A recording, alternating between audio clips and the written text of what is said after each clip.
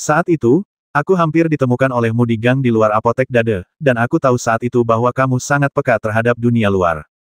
Kemudian, kamu mematahkan tinju penjahat itu dengan dahan pohon, dan saat itulah aku menyadari kamu punya keterampilan. Dilihat dari penampilanmu, kau tidak menunjukkan keganasan atau niat mengancam. Fisikmu tidak menunjukkan tanda-tanda latihan, dan gaya berjalanmu biasa saja. Kau sama sekali tidak terlihat seperti seniman bela diri. Tapi ketika aku mengujimu tadi, aku menemukan bahwa tingkat kultivasimu tidak kalah dariku. Setelah berbicara pelan, Lu Qing tetap diam, hanya menatap Qin Xianyu. Qin Xianyu tersenyum tipis. Mereka yang mempelajari seni bela diri pertama-tama mempelajari keterampilan, teknik, dan berlatih meditasi berdiri. Mereka memelihara tubuh mereka dengan obat-obatan rahasia dan menggunakan jarum akupuntur untuk merangsang titik-titik akupuntur. Akhirnya, mereka memasuki ranah sirkulasi ki dan darah, dan kemudian mengembangkan kekuatan batin. Tingkat tertinggi adalah Grandmaster seni bela diri yang dapat memancarkan kekuatan batin keluar.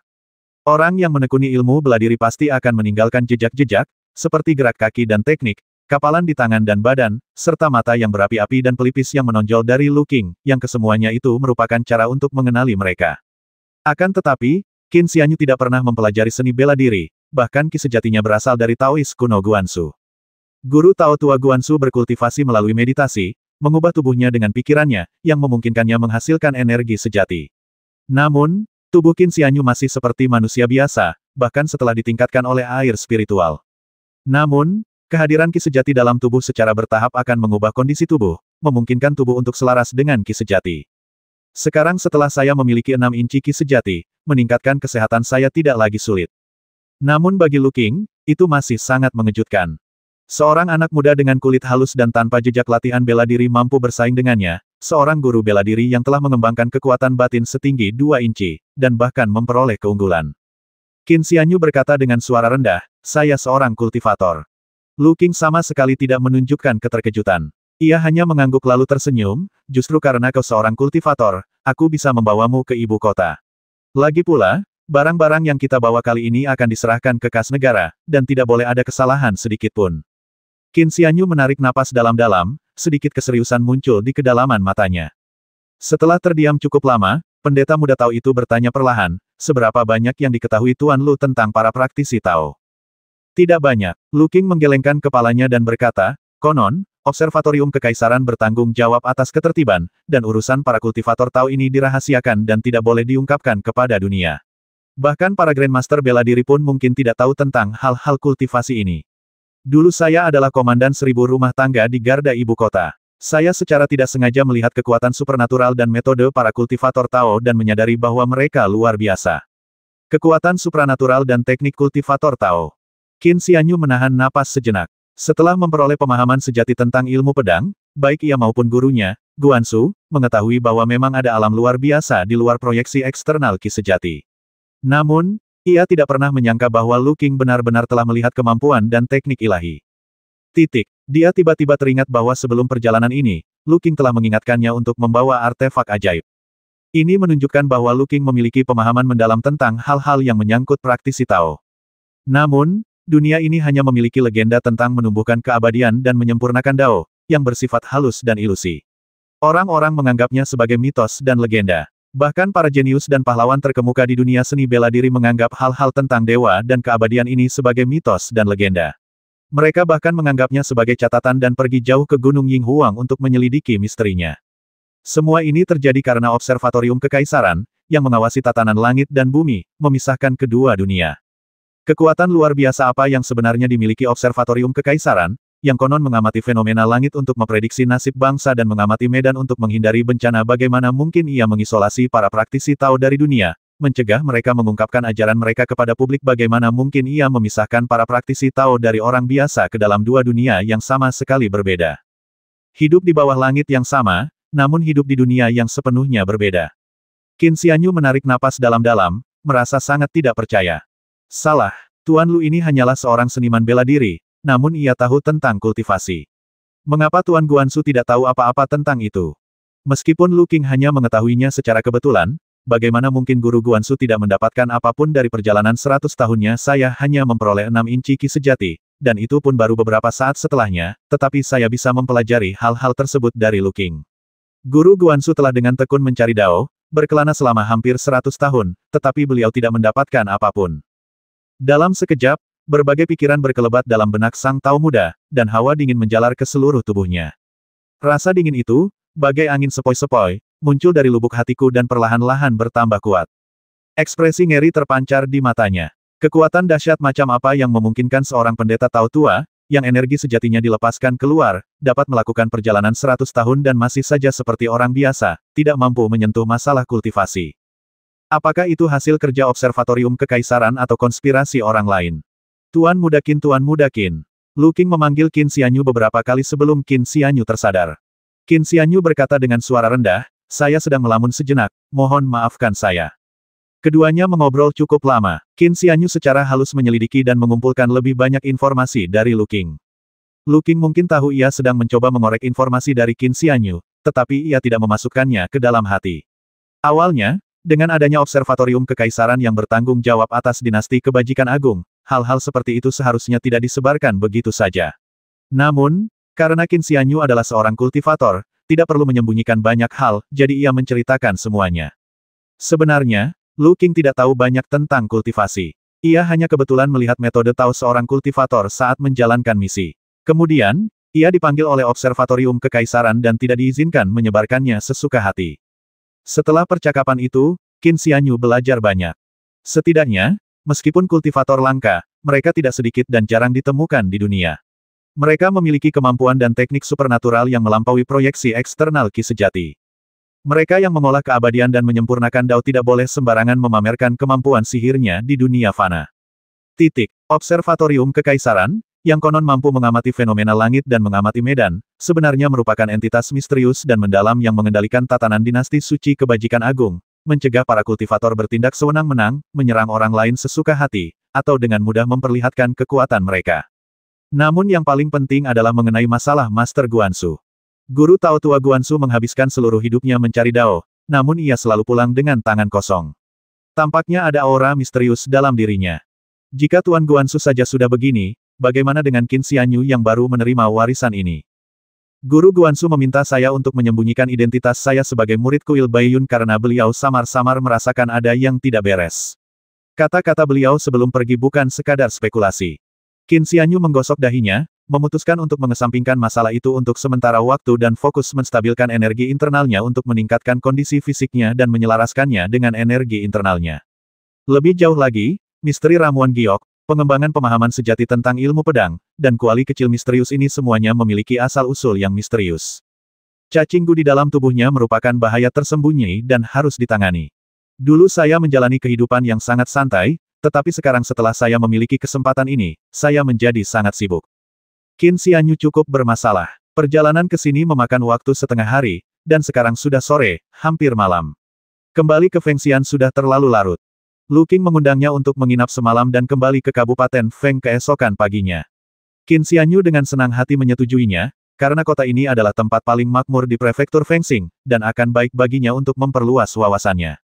Qin Xianyu bahkan berpikir bahwa setelah kembali ke Kabupaten Feng, dia akan mengemasi barang-barangnya di kuil Tao dan kemudian kembali ke sini, tanpa malu-malu mempelajari beberapa keterampilan seni bela diri dari Lu Qing, seperti teknik pedang dan teknik gerakan. Setelah beristirahat selama 1 jam, Qin Xianyu ingin keluar jalan-jalan. Mengolah pedang Dao tidak hanya membutuhkan berbagai tanaman obat, tetapi juga penyempurnaan jimat api. Sebelum melakukan hal itu, ada baiknya berlatih teknik jimat terlebih dahulu. Qin Xianyu menemukan sebuah toko yang menjual dupa dan lilin, bertanya tentang harga-harga, dan tak dapat menahan perasaan khawatir. Kuas jimat, kertas jimat, dan cinabar semuanya adalah barang-barang yang sangat mahal. Lagi pula, ini adalah daerah paling makmur di prefektur Fengxing, jadi wajar saja jika harganya tinggi. Lagi pula, mereka yang mampu membeli barang-barang ini pada dasarnya adalah keluarga kaya yang tidak kekurangan uang. Pelayan di belakangnya menjulurkan lidah dan menyeringai, berkata, saat aku menjual diriku sebagai budak, aku hanya mendapat 10 tael perak. 1 kian cinabar harganya 5 tael, yang sama mahalnya dengan emas. Qin Xianyu sudah menjadi bangsawan di keluarga Liu. Karena ingin jalan-jalan, pengurus keluarga Liu tidak berani mengabaikannya dan mengirim seorang pelayan untuk menemani Qin Xianyu dan mematuhi perintahnya. Qin Xianyu tersenyum dan berkata, agak mahal, tapi cinabar sudah diolah, dan 1 kian, satuan berat ini seharga 5 tael perak hampir tidak bisa dianggap kualitas terbaik. Saya akan membeli 1 kian, satuan berat, saja seharga 1 tael perak. Saya akan beli 3 porsi. Sisanya batuk-batuk. Adapun sikat jimat, konon telah diberkati oleh seorang guru Tao ternama. Konon sikat ini memiliki bulu anak serigala putih sebagai bulunya dan bambu dari ibu kota sebagai gagangnya. Konon sikat ini langka di dunia, dan bahkan orang biasa pun dapat menyerap energi spiritualnya dengan memegangnya. Sebuah pena harganya 30 tael perak. Mendengar harganya, tangan Qin Xianyu gemetar, dan dia hampir menjatuhkan sikat jimatnya. Selain itu, ada juga benda-benda seperti pedang pelindung rumah, jimat penangkal kejahatan, peralatan ritual, patung dewa, ukiran batu giok, dan sebagainya. Belum jelas apakah benda-benda ini memiliki efek ajaib, tetapi harganya sangat tinggi. Sementara Qin Xianyu menanyakan harga, 3 atau 4 kelompok orang datang berturut-turut. Mereka mengenakan pakaian bagus dan tidak menanyakan harga. Mereka dengan santai membeli jimat, liontin giok, dan artefak magis lainnya, dengan total setidaknya 100 tael perak. Kukira 200 keping hartaku itu harta yang sangat berharga, tapi ternyata di mata orang kaya raya, itu hanya uang receh untuk membeli beberapa barang. Qin Xianyu terkekeh getir dalam hati. Bagi orang biasa, beberapa lusin koin perak itu jumlah yang cukup besar, dan 1 atau 2 tael perak itu langka. Hamba ini, bahkan setelah menjual dirinya sendiri, hanya bernilai 10 tael perak. Beberapa barang itu bisa membeli lebih dari 10 pelayan dan dayang. Saya sering mendengar bahwa orang kaya bisa menghabiskan banyak uang, dengan biaya sekali makan saja sudah cukup untuk menghidupi keluarga biasa selama beberapa tahun. Hari ini, Qin Xianyu setidaknya telah menyaksikannya secara langsung. Setelah membeli 3 porsi cinabar, Qin Xianyu diam-diam menyeringai, berpikir bahwa ia sebaiknya membeli kuas kaligrafi saja, yang akan berfungsi sebagai kuas jimat darurat. Kuas, tinta, kertas, dan batu tulis digunakan oleh para cendekiawan dan bukan barang-barang yang umum dan rendah. Tentu saja, harganya tidak murah, tetapi selalu ada beberapa yang cocok untuk cendekiawan miskin. Misalnya, ada sejenis kuas tulis yang sangat sederhana, dibuat hanya dengan meratakan ranting dan menempelkan sejumput rambut di ujungnya, yang harganya hanya 6 atau 7 koin perak. Kali ini, Qin Xianyu cukup kaya ia membeli kuas kaligrafi yang cukup bagus seharga sekitar 20 koin perak. Mengenai jimat, lupakan saja, lebih baik menggambar jimat di dinding saja untuk saat ini. Pendeta Tao muda, lihat di sana sangat ramai. Pelayan ini baru berusia 15 atau 16 tahun, bahkan lebih muda dari Qin Xianyu, saat ia masih riang dan bebas. Ia telah menjual dirinya sebagai pelayan 3 atau 4 tahun yang lalu dan jarang meninggalkan istana. Baru belakangan ini ia mendapatkan perhatian pengurus istana, dan di waktu luangnya, pengurus istana mengajaknya keluar beberapa kali untuk mengenalkan banyak jalan dan toko, tetapi ia belum memiliki kesempatan yang layak untuk menjelajah. Kapanpun para pelayan muda melihat sesuatu yang menarik, mereka akan bergegas maju untuk bergabung, membuat Qin Xianyu tidak punya pilihan selain mengikutinya. Keduanya hampir sepenuhnya bertukar peran. Pelayan ini awalnya ada di sana untuk mematuhi perintah Qin Xianyu, tetapi pada akhirnya, Qin Xianyu justru menjadi pengikutnya. Orang ini sungguh menakjubkan. Pelayan itu berseru kaget dan langsung bertepuk tangan. Qin Xianyu berdiri berjinjit dan melirik, hanya untuk melihat seorang pria kekar mencengkeram tongkat tebal dan menghantamkannya keras ke salah satu orang di lapangan. Suara dentuman yang teredam. Lelaki yang terkena tongkat kayu itu tetap tenang, sedikit mengangkat kepalanya tanpa menunjukkan ekspresi yang tidak biasa. Pupil mata Qin Xianyu sedikit mengerut saat dia berpikir, orang ini sudah memiliki kemampuan untuk memanipulasi ki dan darah. Tubuh bagian atas pria itu berotot dan kaku, dan ia hanya bertubuh sedang, tidak terlalu tinggi atau kuat. Ia mampu menahan pukulan tongkat kayu dan bahkan palu besi. Qin Xianyu dapat melihat dengan jelas bahwa sebelum tongkat kayu mengenai pria itu, kulit dan dagingnya telah membengkak dan memerah. Saat tongkat kayu mengenai pria itu, darah dan energinya telah menahan pukulan tersebut, sehingga ia tidak terluka. Ayo, aku Yue Lei, yang dikenal di dunia bela diri sebagai Gunung Petir. Aku telah menguasai seni bela diri kuat secara fisik, jadi kau boleh memukulku dengan tongkat kayu atau palu besi apapun yang kau mau. Dengan 5 koin perak saja, kau boleh memukulku dengan tongkat kayu dengan 10 koin perak, kau boleh menggunakan batang besi dan dengan 20 koin perak, kau boleh memukulku dengan palu besi besar. Aku rela dipukuli sampai mati. Atau dibuat lumpuh, aku rela menerima nasibku. Pria berusia 40-an atau 50-an itu berteriak, siapapun yang merasa punya kekuatan, silakan mencoba. Sedangkan yang lemah, silakan pergi. Kata-kata itu begitu menyinggung sehingga seorang pria lain melangkah maju, melemparkan 10 koin perak, mengambil batang besi, dan membantingnya dengan keras ke dada pria itu. Pria yang dikenal sebagai kultivator gunung guntur ini memiliki keterampilan bela diri dan mampu mengalirkan ki dan darah. Ia telah mengalirkan ki dan darahnya ke dadanya, menyebabkan kulit dan daging di sana tiba-tiba membengkak, dan ki serta darahnya berubah menjadi merah cerah. Dalam sekejap, batang besi itu jatuh dan menimbulkan guncangan. Pria yang dapat menggerakkan ki dan darah tersenyum dan tidak terluka. Lelaki dengan tongkat besi itu diam-diam merasa kesal, jadi ia melemparkan 10 koin perak lagi dan meneruskan serangannya. Sebelum dipukul, ia telah memindahkan ki dan darahnya ke titik yang akan dipukul, menyebabkan kulit dan dagingnya membengkak dan ki serta darahnya memerah, sehingga mampu menahan kekuatan eksternal. Namun, teknik ini tidak terlihat oleh orang kebanyakan. Pergerakan ki dan darahnya hanya berlangsung setengah tarikan napas sebelum ia dipukul oleh batang besi tersebut. Di antara mereka yang hadir, selain saya khawatir tidak ada yang melihat perubahan pada kulit, daging, dan ki-nya. Qin Xianyu berpikir dalam hati, kulit dan daging manusia secara alami elastis, yang dapat mengurangi dampak dan menghilangkan sebagian kekuatannya. Selain itu, kemampuannya untuk mengalirkan ki dan darah, serta fisiknya yang kuat, membuatnya cukup mampu menahan pukulan palu besi. Tapi keterampilan ini hanya bisa bertahan melawan senjata tumpul. Jika seseorang menggunakan senjata tajam seperti pedang, apalagi mengalirkan ki dan darah, sekalipun seseorang telah mengembangkan kekuatan batin, kulit dan dagingnya akan teriris dan berlubang. Qin Xianyu memperhatikan sejenak, kemudian lebih dari selusin orang naik, tetapi tidak ada dari mereka yang dapat melukai pria itu. Penasaran, beberapa orang lainnya pun menghampirinya, namun tetap tidak dapat menyakitinya. Namun, sekali tebasan saja membutuhkan 5, 10, atau bahkan 20 koin perak, yang merupakan jumlah yang cukup besar bagi keluarga biasa. Misalnya, bagi Li Ding, yang mendaki gunung untuk menebang kayu, 1 koin perak saja sudah sangat berharga. Lambat laun, tak seorang pun naik ke sana lagi. Yue Lei berteriak beberapa kali lagi, nadanya sekarang semakin sarkastis. Qin Xianyu tersenyum tipis, menggelengkan kepalanya, meraih pelayan yang bersemangat itu, lalu berbalik untuk pergi. Apakah mereka semua wanita lemah atau apakah mereka selembut dan selembut pendeta Tao muda ini?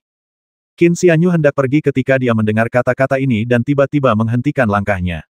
Dengan kemampuannya mengalirkan ki dan darah, Yue Lei menahan pukulan benda tumpul. Puluhan orang maju untuk menyerangnya, termasuk banyak pria kuat dan tinggi, tetapi semuanya gagal. Saat itu, para penonton sudah mati rasa dan berhenti mencoba. Karena frustrasi, ia hanya bisa memprovokasi kerumunan. Melihat pendeta Tao muda itu tampan dan berkulit putih, ia pun memanfaatkannya untuk mengejek mereka. Tanpa diduga, kata-kata itu membuat pendeta Tao muda itu berhenti. Ketika Thunder Mountain Thunder melihatnya berhenti, dia mencibir dan berkata, "Lihat, bahkan pria kecil berpotongan rapi pun punya nyali lebih besar daripada kalian. Orang pembawa sial, aku menolak percaya aku tidak bisa mengalahkanmu." Benar saja, seseorang merasa marah. Seorang pria jangkung dan tegap berusia awal 40-an berteriak marah, mengambil tongkat kayu tebal, dan melangkah maju. Tiba-tiba sebuah tangan menghalangi jalannya. Semua orang tercengang. Orang yang menghentikan pria jangkung dan kuat itu adalah pendeta Tao muda. Pendeta Tao muda yang tampan itu tersenyum tipis dan berkata dengan nada meminta maaf kepada lelaki jangkung dan kuat itu, "Saudaraku, tolong biarkan aku lewat." Pria jangkung dan kuat itu langsung terkejut. Qin Xianyu hanya tersenyum padanya, lalu berbalik, sambil berpikir, sudah waktunya untuk melampiaskan. Akhir-akhir ini, Qin Xianyu telah melatih keterampilannya siang dan malam, dan dia selalu bersemangat untuk mencobanya. Terlebih lagi, sejak pendeta Tao tua itu pergi, dia merasa sangat tertekan, dan jalan masa depannya tidak jelas. Banyak hal yang terjadi sekarang atau di masa mendatang jika Anda memikirkannya dengan cermat, ada beberapa hal yang perlu dipertimbangkan. Ketika Anda merasa frustrasi, atau dengan kata lain yang sedikit lebih mistis, Anda mengalami hambatan mental. Bagaimana Anda bisa merasa lebih baik jika Anda tidak melepaskannya? Qin Xianyu mengambil sebatang tongkat kayu, tebalnya sekitar 3 jari, dan menimbangnya di tangannya rasanya cukup nyaman. "Anak muda, sebaiknya kau mundur." Pria jangkung dan kekar itu akhirnya menyadari apa yang coba dilakukannya dan menggelengkan kepala, berkata, "Aku tidak tahu kungfu macam apa yang telah dipraktikkan orang ini. Bahkan palu besi pun tak mampu mematahkannya. Kau juga tidak terlalu kuat, jadi jangan biarkan dia mendapatkan 5 koin perak itu dengan cuma-cuma. Aku akan melakukannya dan memberi pelajaran pada pria bermulut kotor ini." Qin Xianyu tersenyum tipis dan menggelengkan kepalanya. Ia tahu bahwa pria jangkung dan kuat itu memang kuat secara fisik, tetapi belum pernah berlatih bela diri, jadi ia tidak bisa mengalahkan pria itu.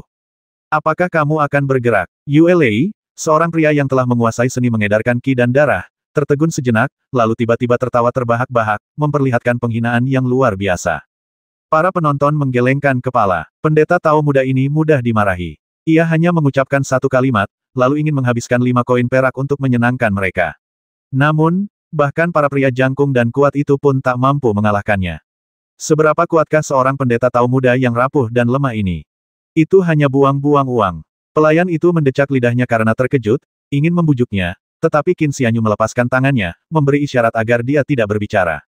2 kian rumput drum tembaga, 1 liang tanaman urat hidup, 4 kian akar penyembuh luka, dan 3 kian rumput bunga merah. Rebus 3 mangkuk air hingga tinggal 1 mangkuk, minum 2 mangkuk setiap hari, dan setelah 7 hari, luka dalam akan sembuh. Qin Xianyu tiba-tiba membacakan beberapa ramuan obat dan beratnya, lalu menoleh ke pelayan dan berkata, "Sudahkah Anda mencatatnya?" Pelayan itu terkejut, lalu mengangguk. Qin Xianyu lalu berkata, "Tuliskan sebagai daftar." Semua orang bingung dan penuh keraguan. Yue Lei juga terkejut dan berkata, "Pendeta tahu kecil, kau sudah menyerahkan 5 koin perak. Kalau kau mau bertarung, bertarunglah. Apa rencanamu?" Qin Xianyu tiba-tiba melemparkan koin perak kecil. 1 tael perak. Yue Lei tampak heran dan bingung. Qin Xianyu berkata dengan suara rendah, 1 atau 2 tael perak ini, ditambah uang receh yang kau miliki, hampir tidak cukup untuk membeli obat guna menyembuhkan lukamu. Baru pada saat itulah semua orang menyadari untuk apa tanaman obat yang baru saja disebutkannya itu, untuk mengobati luka-luka pria itu. Begitu mereka memahami hal ini, ledakan tawa meletus dari kerumunan, termasuk lelaki jangkung dan tegap serta pelayan itu. Pendeta tahu muda ini cukup cerdik. Terlepas dari apakah pukulannya dapat memengaruhi Yue Lei, setidaknya kata-katanya telah mempermalukannya. Yue Lei yang murka berteriak, "Dasar bocah sombong." Qin Xianyu menghela napas dan berkata, "Ayo." Dia mengangkat tangannya, tongkat kayunya terangkat tinggi di udara. Yue Lei mencibir, berpikir dalam hati bahwa anak ini begitu lembut dan cantik, seperti wanita, dan ia mampu menahan pukulan itu bahkan tanpa mengalirkan ki dan darahnya. Namun, ia masih enggan menerima pukulan itu secara langsung, jadi dengan sebuah pikiran, ia terlebih dahulu mengalirkan ki dan darahnya ke dadanya, menunggu kesempatan untuk menyerang. Dengan suara mendesing, angin bertiup. Qin Xianyu menurunkan tongkatnya. Dengan mudah dan tanpa usaha apapun, ia membelah dupa itu menjadi 2 hanya dengan 1 tebasan pedang. Sebuah jepretan yang tajam. Tongkat kayu itu mengenai bahu Yue Lei. Tongkat kayunya patah. Wajah Yue Lei memucat-pucat pasi. Dalam sekejap, darah dan ki yang terkumpul di bahunya lenyap. Saat tongkat kayu itu patah, kekuatannya menjalar ke tulang bahunya. Bagi para penonton, yang mereka lihat hanyalah pendeta muda tahu itu memukul pelan bahu pria itu dengan tongkatnya, menyebabkan bahunya ambruk, kulit dan dagingnya membengkak, dan tulang-tulangnya patah. Pandangan Yue Lei menjadi gelap, lalu dia pingsan. Qin Xianyu melempar tongkat kayu itu ke samping, mendesah pelan, dan berbalik untuk pergi. Kerumunan itu berpisah untuk memberi jalan, dan semua orang menatap ngeri pada sosoknya yang menjauh. Beberapa orang gemetar dan mengecilkan bahunya. Saat itu sore hari, matahari belum terbenam, dan angin sepoi-sepoi bertiup, membuatnya terasa dingin dan sunyi. Musim gugur telah tiba, malam tiba. Cahaya lilin redup dan berkedip-kedip lembut. Qin Xianyu duduk bersila menutup matanya untuk menenangkan pikirannya. Ini adalah halaman di kediaman Liu yang digunakan untuk menerima tamu. Meskipun tidak mewah, halaman ini sederhana dan elegan, dan tidak merendahkan status gubernur prefektur. Tempat tidur kayu di bawah Qin Xianyu terbuat dari kayu terbaik, dan selimut brokatnya sehalus satin. Pendeta tahu muda itu awalnya berniat tidur segera setelah selesai, untuk melihat apakah tempat tidur yang nyaman akan terasa lebih nyaman, tetapi kemudian ia ingat bahwa kultivasi itu seperti mendayung melawan arus jika tidak maju, ia akan tertinggal, dan ia tidak boleh bermalas-malasan sedikitpun. Maka ia tidak punya pilihan selain duduk bersila bermeditasi. Saya merasa cukup menyesal karena telah melukai Yue Lei sore ini. Berlatih bela diri tidaklah mudah, dan juga membutuhkan banyak ramuan obat untuk menyehatkan tubuh, sehingga para praktisi bela diri membutuhkan banyak uang. Yue Lei memiliki kemampuan bela diri, namun ia datang untuk beraksi demi uang. Meskipun bahasanya agak kasar, ia tidak tersesat. Beberapa murid melangkah maju untuk membantu Yue Lei, dan beberapa mencoba menghentikan Qin Xianyu, tetapi akhirnya ditakuti oleh Qin Xianyu. Murid-murid Yue Lei ketakutan karena mereka melihat pukulanku telah membubarkan ki dan darah Yue Lei dan mematahkan bahunya. Tapi jika kami benar-benar bertarung, aku hanya punya 1 teknik pedang ini. Mereka, di sisi lain, sudah familiar dengan jurus-jurus bela diri. Jika kami mulai bertarung, aku khawatir aku akan ditinju dan ditendang beberapa kali lagi. Tapi aku punya ki sejati, jadi aku tidak takut dipukul atau ditendang. Bahkan, kekuatanku setara dengan seorang ahli energi internal. Aku bisa mengangkat tong air dan lempengan batu dengan mudah. Kalau aku memukul seseorang, mereka pasti akan mati atau terluka parah. Qin Xianyu mengusap kepalanya dan berpikir, hanya memiliki ilmu pedang dan mengandalkan kekuatan kasar untuk sisanya tidaklah cukup. Sepertinya aku perlu mempelajari beberapa teknik pedang, tetapi Master Guansu tidak terlalu mendukungnya. Mungkin pemahaman awal tentang ilmu pedang memang memiliki beberapa teknik khusus. Baiklah, aku akan mencari kesempatan untuk mempelajari serangkaian teknik gerakan. Dengan teknik gerakan, aku bisa menghindari gerakan orang lain dan bermanuver di sekitarnya. Lagi pula, dengan energi batinku, kekuatan pedangku cukup untuk menembus emas dan batu giok. Intinya, bahkan ahli kekuatan batin pun mungkin tak mampu menahannya. Tahan teknik pedangmu untuk saat ini, tapi kau tetap perlu membiasakan diri dengan jalur pedang. Setelah memikirkan semuanya, pendeta tahu muda itu menenangkan diri dan mulai melatih energi internalnya. Tiba-tiba, gelombang panas menghampiriku. Awalnya, aku hanya merasakan sedikit panas di dekat pergelangan tanganku, tetapi lama-kelamaan berubah menjadi gelombang panas besar yang menghampiriku bagai air pasang. Gelombang panas menerpa wajahku. Qin Xianyu tiba-tiba membuka matanya, wajahnya menunjukkan keterkejutan. Dia melihat ke arah sumber panas. Sumber panasnya adalah kuali kecil yang misterius. Pola pada tripod kecil telah berubah, sekarang menggambarkan hutan pegunungan dengan rubah putih di dalamnya. Tripod kecil itu berwarna abu-abu kusam, dan pola di atasnya sama sekali tidak berwarna, tetapi karena suatu alasan, Qin Xianyu dapat mengetahui sekilas bahwa itu adalah rubah putih. Rubah putih berlari dan melompat menembus hutan dengan sangat lincah, menyebabkan rumput berdesir kemanapun ia pergi. Mengeluarkan ki sejati, Qin Xianyu tersentak, berseru kaget, bagaimana mungkin seekor rubah memiliki kemampuan untuk mengeluarkan ki sejati, mungkinkah itu rubah ibel? Saat rubah putih itu berlari, ia memasuki sebuah gua di pegunungan. Ada aura hitam keabu-abuan di dalam gua itu. Rubah putih sedang berkultivasi di dalam gua ketika, tak lama kemudian, sejumlah besar energi abu-abu hitam berkumpul ke arahnya. Tiba-tiba, terdengar teriakan panjang dan memilukan, dan aura abu-abu hitam di sekitar rubah putih itu bergetar, lalu menyatu setelah beberapa saat. Hanya bangkai rubah putih yang tertinggal di tempat. Mungkinkah rubah putih ini sedang berkultivasi, mencoba menembus ranah proyeksi ki sejati dan mencapai tingkat yang lebih tinggi dengan menggunakan aura abu-abu kehitaman, namun, ia gagal dan akhirnya binasa. Saat keraguan Qin Xianyu mulai muncul, perubahan lain terjadi. Energi sejati rubah putih menghilang sepenuhnya, tetapi seberkas energi sejati aslinya berputar sedikit, mengembunkan sejumlah besar aura abu-abu hitam, yang kemudian menyatu ke dalam bulunya. Ki leluhur kekacauan primordial bawaan rubah putih hanya sedikit lebih tinggi daripada orang biasa, tetapi mengingat tingkat kultivasinya, bagaimana mungkin ki leluhur kekacauan primordial bawaannya begitu lemah dan ki sejatinya bahkan bukan ki leluhur kekacauan primordial bawaan? Qin Xianyu tersentak, berpikir dalam hati, ki sejati yang kukultivasi semuanya adalah ki leluhur kekacauan primordial bawaan, tetapi ki sejati rubah putih ini berbeda.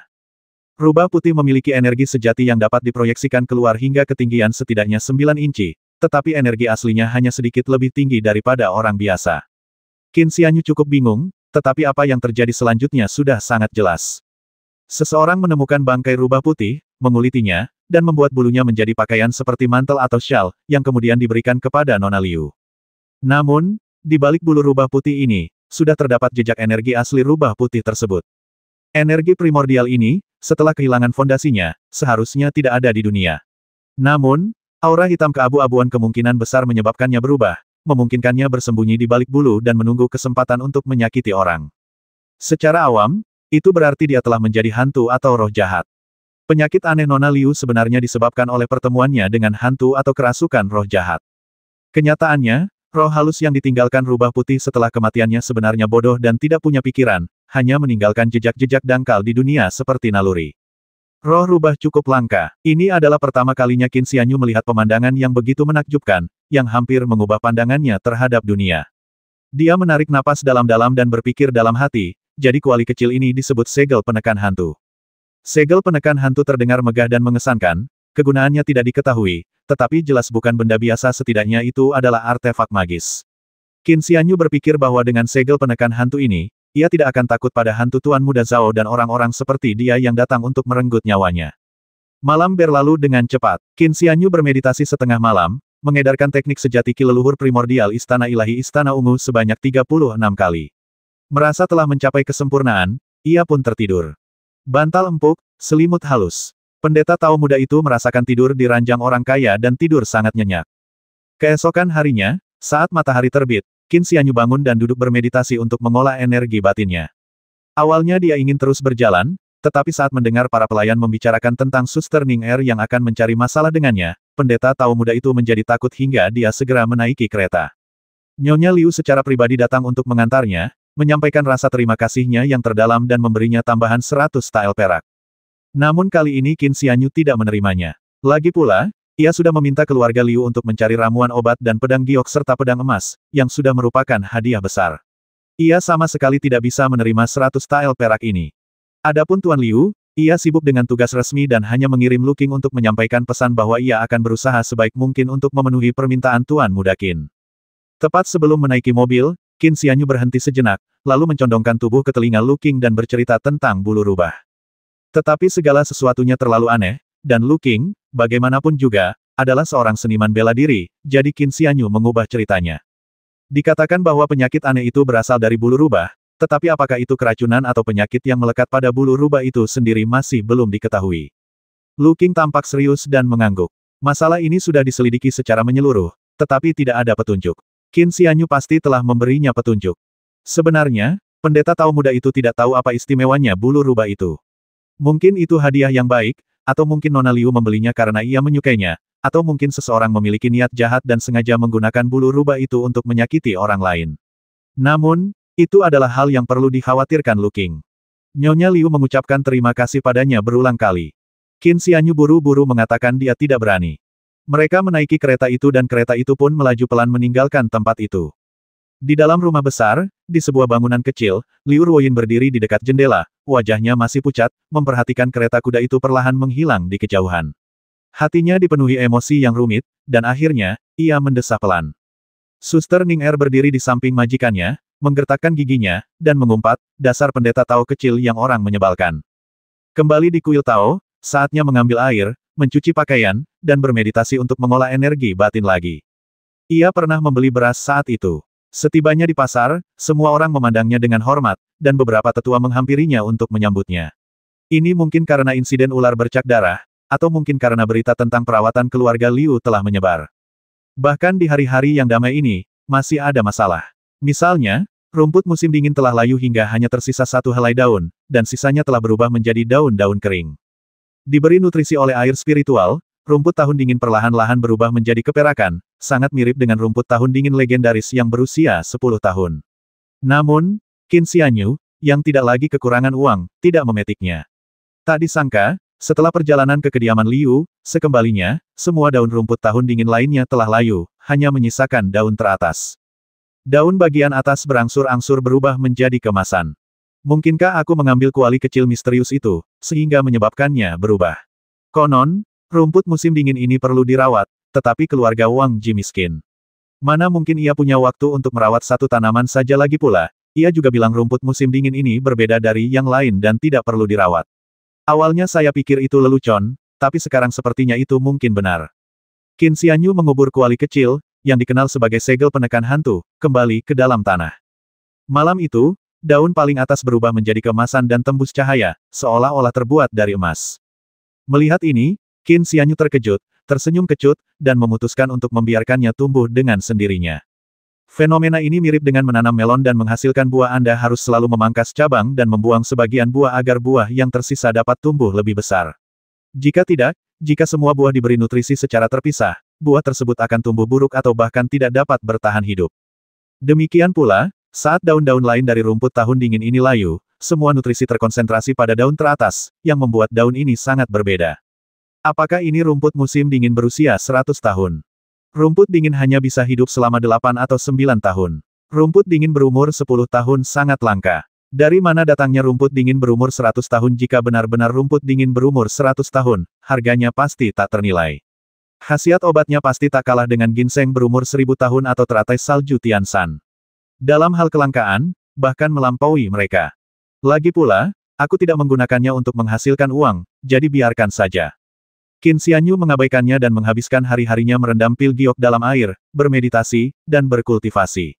Ia sering berlatih teknik pedang dari penjelasan sejati ilmu pedang dengan pisau pemotong kayu. Hari-hari yang damai ini tidak berlangsung lama sebelum seseorang datang mengetuk pintu. Saat gerbang dibuka, beberapa orang berdiri di luar. Pria tua di depan rombongan sedikit membungkuk. Dia adalah pengurus keluarga Sangguan.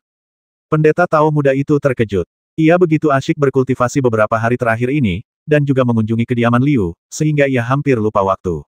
Setelah merenung, ia menyadari bahwa ulang tahun tetua keluarga Sangguan sudah dekat. Sudah lama sejak terakhir kali aku melihatmu, Tuan Muda. Kau semakin tampan. Pelayan tua itu berkata sambil tersenyum, hari ini, pelayan tua ini diperintahkan untuk membawakan beberapa barang yang mungkin berguna untuk perayaan ulang tahunmu.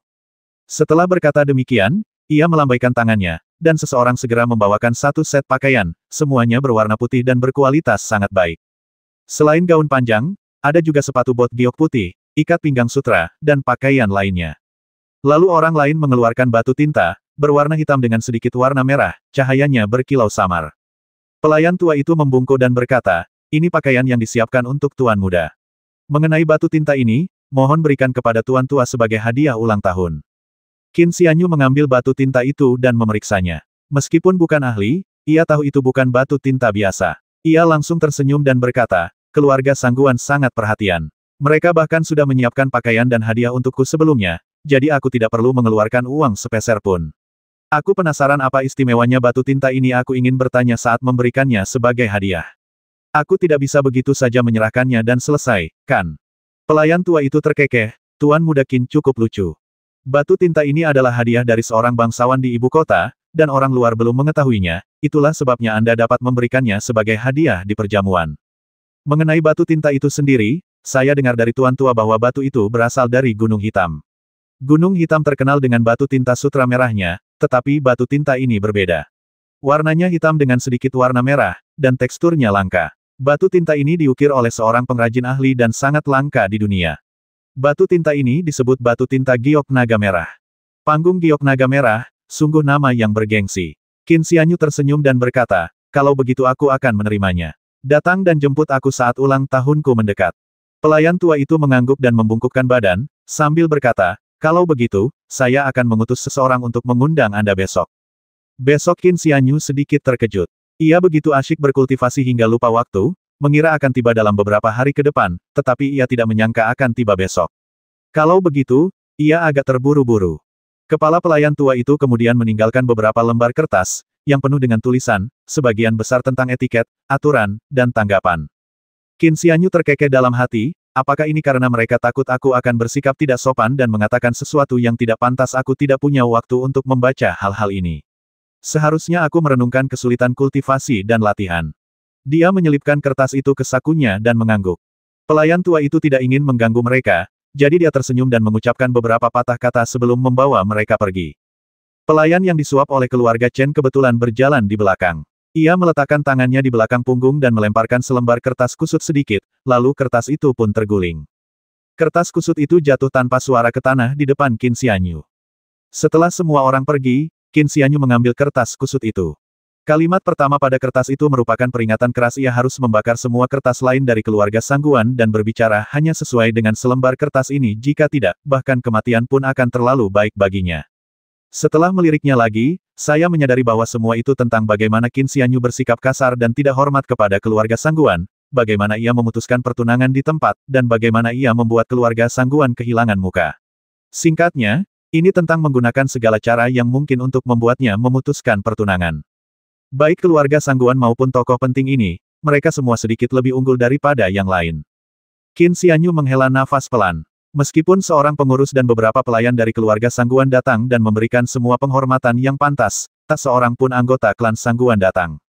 Tokoh penting yang telah memberinya lebih dari 100 tael perak hanya mengirim seorang pelayan dari keluarga Sangguan untuk menyampaikan pesan, tak seorang pun dari keluarganya sendiri yang pernah muncul. Kedua keluarga hanya berkirim pesan menjelang ulang tahun, mengabaikannya sepenuhnya sebelumnya. Sepertinya mereka telah melupakan Qin Xianyu, pendeta Tao cilik yang terbebani kontrak pernikahan, hanya karena mereka menganggap diri mereka superior dan tidak terlalu peduli padanya, seorang yang bukan siapa-siapa. Mereka tidak menyangka seorang pendeta Tao muda akan berani menentang keinginan mereka. Qin Xianyu menggelengkan kepalanya, mengeluarkan kertas dari sakunya, meremasnya menjadi bola besar dengan kertas di tangannya, dan melemparkannya ke dalam kompor. Saya berharap bisa berlatih dan belajar cara mengukir jimat api, tapi sepertinya saya harus menundanya. Tiba-tiba, Qin Xianyu teringat bahwa ketika tokoh penting itu mengirim lebih dari 100 tael perak, dia juga menyertakan sesuatu yang lain. Para pelayan keluarga Sangguan bahkan mencoba menyimpannya untuk diri mereka sendiri. Benda ini kelihatannya aneh, aku bertanya-tanya dari mana asalnya. Orang penting yang katanya itu bukanlah orang baik hati. Dia bisa dengan mudah menyuap seorang pendeta Tao biasa dengan 100 tael perak, tapi apa gunanya benda ini dilihat dari fakta bahwa pelayan keluarga Sangguan menyimpannya, benda ini pasti sangat berharga. Tapi benda apa sebenarnya ini? Saya selalu merasa itu masalah yang sensitif. Keesokan paginya, seseorang telah menyiapkan kereta dan menunggu di luar pintu. Angin sepoi-sepoi bertiup, membawa sedikit kesejukan. Qin Xianyu bermeditasi semalaman, dan meskipun tidak tidur, ia merasa segar dan bersemangat berkat sirkulasi energi batinnya. Ia mengulurkan tangannya, lalu mendorong pintu untuk keluar. Kusir dan para pelayan agak kesal. Meskipun mereka pelayan, mereka tetaplah pelayan keluarga Sangguan dan merasa jauh lebih mulia daripada orang biasa. Apa kelebihan pendeta Tao muda ini sehingga layak menjadi menantu keluarga resmi dan menyuruh mereka menunggu di luar? Kalau saja bukan karena pertunangannya dengan Nona Sangguan, mungkin aku sudah memberinya pelajaran. Seorang manajer parubaya, melihat Qin Xianyu masih mengenakan jubah Tao berwarna terang, mengerutkan kening dan berteriak, "Di mana pakaianmu? Kenapa kau tidak memakainya? Tingkah laku macam apa ini?" Qin Xianyu tersenyum tipis dan berkata, "Saya seorang pendeta Tao, jadi saya harus mengenakan jubah Tao. Pakaian kasar ini nyaman dipakai. Mengenai pakaian yang Anda kirim, saya mencobanya tadi malam. Terlalu nyaman, dan saya merasa canggung. Lebih baik saya menjualnya saat saya kembali dan mendapatkan uang.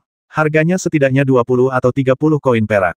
20 atau 30 koin perak, apa kau pikir ini pakaian yang dipotong dari karung? Mendengar ini, sang kusir marah besar. Mereka bekerja untuk keluarga Sangguan dan menerima sedikit uang perak setiap bulan. Jumlahnya tidak banyak. Jika mereka ingin membeli pakaian yang terbuat dari kain sehalus itu, mereka akan membutuhkan setidaknya 5 atau 6 tahun untuk mendapatkannya, bahkan jika mereka tidak makan atau minum. Seperangkat pakaian yang begitu bagus, tetapi pendeta Tao kecil itu tidak patuh memakainya, dan bahkan ingin membeli beberapa koin perak. Ekspresi manajer setengah baya itu berubah sedikit dingin saat dia mendengus, masuk ke mobil. Setelah berkata demikian, ia bergumam pelan, sesuatu yang rendah tetaplah rendah.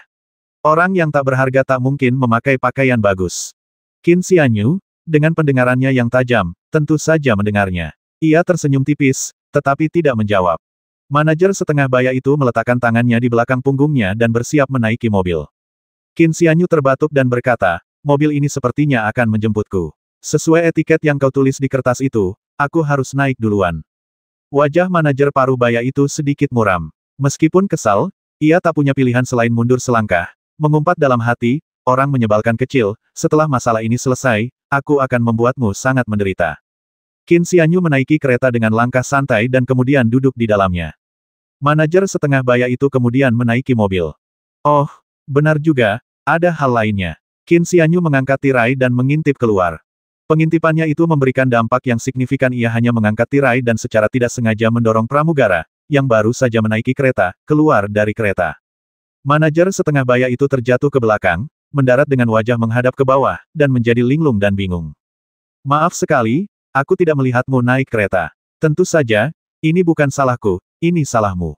Pelayan sepertimu tidak seharusnya naik kereta, bagaimana aku bisa tahu kau akan naik?"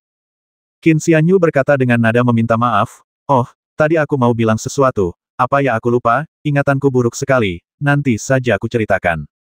Seorang pelayan segera membantu pengurus itu berdiri. Pelayan parubaya itu menggertakkan giginya dan, dengan bantuan para pelayan, akhirnya bangkit. Ia masih pusing karena terjatuh dan semakin marah setelah mendengar kata-kata Qin Xianyu. Tepat saat pramugara hendak menaiki kereta, Qin Xianyu mengangkat tirai lagi, menjulurkan kepalanya, dan berkata, "Saya ingat sekarang, ya. Maaf, kamu jelek sekali, kamu bikin aku takut. Aku lupa apa maksudnya." Qin Xianyu berkata lagi dengan nada meminta maaf, "Saya berasal dari Sekte Tao dan memiliki pengetahuan tentang fisiognomi. Izinkan saya memeriksa penampilan Anda dengan saksama." Karena menyangkut nasibnya sendiri, manajer setengah baya itu menajamkan telinganya dan mendengarkan dengan saksama. Qin Xianyu menghela napas sedih dan berkata, "Kamu terlalu jelek. Mungkin kamu memang ditakdirkan untuk dilahirkan dengan penampilan seperti itu." Setelah selesai berbicara, dia menurunkan tirai dan duduk di dalam kereta. Di luar mobil, semua orang saling memandang dengan bingung. Manajer parubaya itu merasa sangat malu dan marah. Ia menggertakkan gigi dan tetap diam, tatapannya ke arah kereta kini memancarkan sedikit kesuraman. Pada akhirnya, Qin Xianyu adalah satu-satunya orang di dalam kereta. Bagi keluarga biasa, memiliki bagal atau keledai berarti mereka dianggap cukup kaya. Sedangkan untuk kereta kuda, mereka hanya bisa memandang dengan iri, mereka tidak punya kesempatan untuk menungganginya. Qin Xianyu melihat sekeliling. Interior mobil itu sangat sederhana dan minim perabotan. Ketika Lu Qing memintanya untuk mengobati penyakitnya, kereta itu tidak memiliki banyak dekorasi, tetapi tetap cukup sederhana dan megah. Namun, kereta ini agak kurang. Meskipun keluarga Sangguan telah mencapai puncak kejayaan berkat suatu kesempatan yang tak terduga, mereka masih jauh lebih rendah daripada gubernur prefektur. Kereta itu bergerak perlahan. Qin Xianyu melirik keluar jendela, dan pepohonan hijau di kedua sisi bergegas surut. Perayaan ulang tahun seharusnya belum dimulai, dan perjamuan akan diadakan kemudian. Qin Xianyu memejamkan matanya sejenak, berpikir dalam hati, kalau keluarga Sangguan mengirim seseorang untuk menjemputku, aku pasti akan datang lebih awal, tidak akan terlambat. Mungkin setelah sampai di rumah keluarga Sangguan, aku harus menunggu beberapa saat, dan mungkin seseorang akan datang untuk menyusahkanku. Saya masih punya beberapa kekhawatiran. Tiba-tiba, langkah kaki tergesa-gesa terdengar di luar mobil, yang menandakan ada banyak orang. Qin Xianyu mengintip keluar dan melihat 7 atau 8 orang berlari cepat, semuanya membawa pisau, tampaknya polisi dari Kabupaten Feng.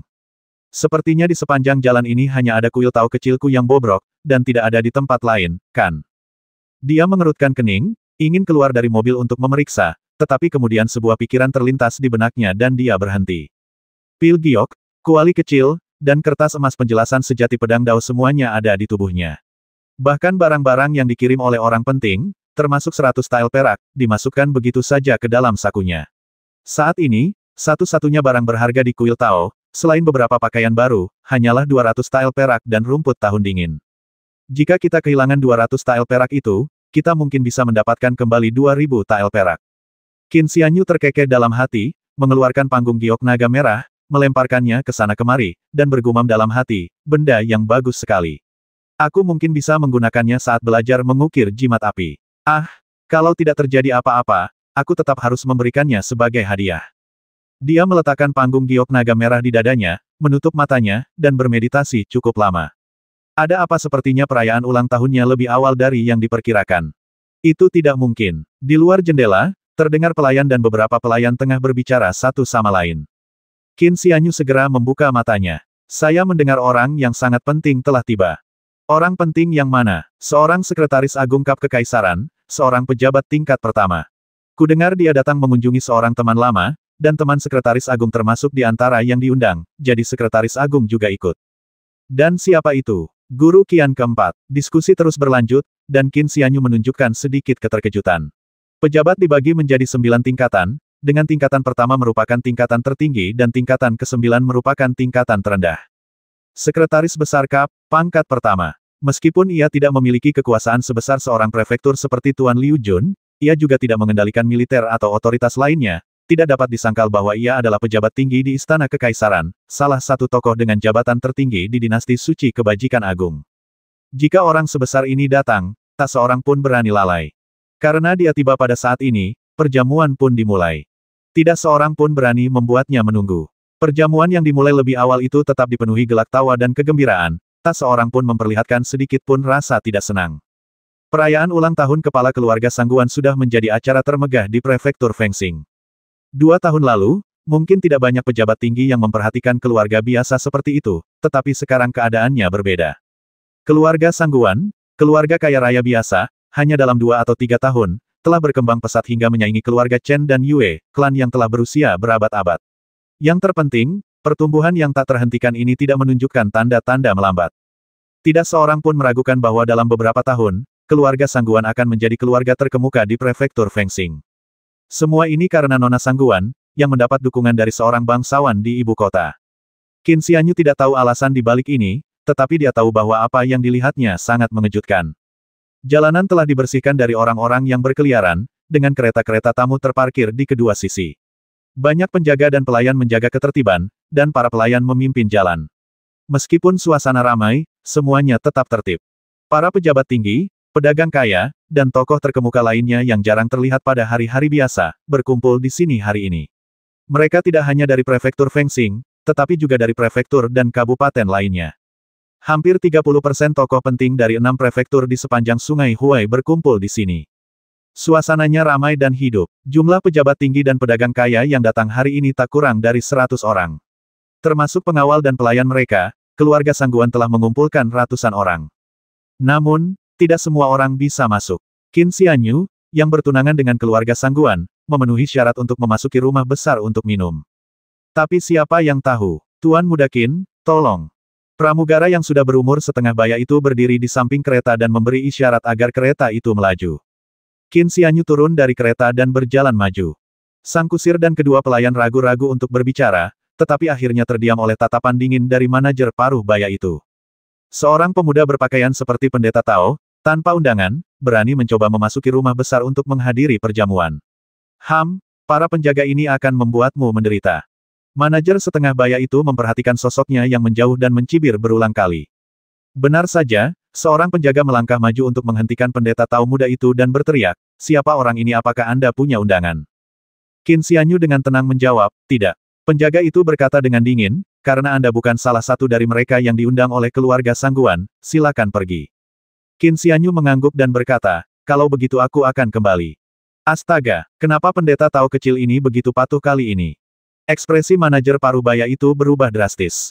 Jika Qin Xianyu kembali, nasibnya akan sangat buruk. Panik, ia bergegas maju dan berteriak, "Orang menyebalkan, tidakkah kalian lihat ini calon menantu? Minggir dan sambut dia masuk." Keluarga Sangguan saat ini sedang berada di puncak kekuasaannya, dan banyak orang datang tanpa diundang. Namun, demi kesopanan, mereka tidak diizinkan untuk menolak, jadi mereka semua dipersilakan duduk di halaman luar. Jika pendeta Tao muda ini berganti pakaian, para penjaga mungkin akan mengizinkannya masuk, tetapi karena ia seorang pendeta Tao dan tidak terlihat seperti pejabat tinggi, ia ditolak masuk. Tapi siapa sangka dia calon menantunya? Semua penjaga tersenyum kecut. "Tidak, tidak, aku tidak punya undangan, jadi aku tidak akan pergi." Pendeta Tao muda itu membuat beberapa alasan yang dibuat-buat, sambil berpikir, "Jika aku kembali seperti ini saja, aku bisa menyelamatkan diriku dari banyak masalah, dan aku juga bisa menyelamatkan diriku dari panggung giok naga merah." Manajer paruh baya itu begitu ketakutan hingga hampir berteriak. Ia memohon dan meminta seseorang untuk menuntun jalan. Qin Xianyu terkekeh dan mengikutinya masuk. Halaman luar dan atrium hampir seluruhnya dipenuhi dengan jamuan makan, penuh dengan tawa, bersulang, dan obrolan yang meriah. Begitu memasuki rumah besar itu, seseorang tentu saja memimpin jalan, dan pelayan setengah baya itu pun mengundurkan diri. "Tuan Muda Qin, silakan duduk di sini. Kami kekurangan satu orang." Seseorang mengenali Qin Xianyu. Qin Xianyu tidak mengenali orang itu, tetapi mengira dia mungkin seorang tetua yang mengenal ayahnya. Ia mengangguk ke arah orang itu dan duduk di meja. Pria itu tampak agak kaya dan tersenyum, berkata, "Saya kenalan lama ayahmu. Panggil saja saya Tuan Zhang." Qin Xianyu tersenyum tipis dan mengangguk, lalu berkata, "Salam, Tuan Zhang." Tuan Zhang tertawa dan berkata, "Qin Mingjin memang telah membesarkan seorang putra yang baik. Kudengar kau telah menyembuhkan bisa ular bernoda darah. Hanya ayahmu yang pernah menyembuhkan racun mematikan ini, dan selain dia, kaulah satu-satunya yang berhasil. Sepertinya kemampuan medismu tak kalah dari ayahmu. Akhir-akhir ini, reputasimu sebagai dokter telah menyebar luas, dan bahkan keluarga Sangguan telah mengundangmu ke sebuah jamuan makan. Sepertinya apotek keluarga Qin mungkin dapat kembali meraih kejayaannya." Qin Xianyu menjawab dengan rendah hati, "Anda menyanjung saya, Tuan." Saat itu, seseorang bergegas keluar dari dalam. Melihat Qin Xianyu, ia terkejut dan bergegas menghampiri. Ini adalah kepala pengurus keluarga Sangguan, pengurus yang sama yang telah pergi ke kuil Tao 2 kali untuk menunggu Qin Xianyu. Tuan Zhang sedikit terkejut, lalu berdiri dan berkata sambil tersenyum, "Mengapa kepala pelayan datang aula ini penuh dengan orang-orang penting? Silakan lanjutkan urusan Anda, kami akan mengerti." Mereka yang hadir di meja itu, juga para pedagang dan bangsawan kaya di sekitarnya yang mendengar hal ini, semuanya dengan cepat menggemakan sentimen tersebut. Mereka yang diberi gelar Master Yuanwei semuanya adalah orang-orang kaya dan berkuasa di wilayah tersebut. Jika mereka diperlakukan dingin oleh orang lain, mereka pasti akan menjauh karena marah. Tapi ini adalah kediaman keluarga Sangguan. Aula utama dipenuhi oleh tokoh-tokoh paling terkemuka dan berkuasa di prefektur Fengsing, serta orang-orang penting dari prefektur lain.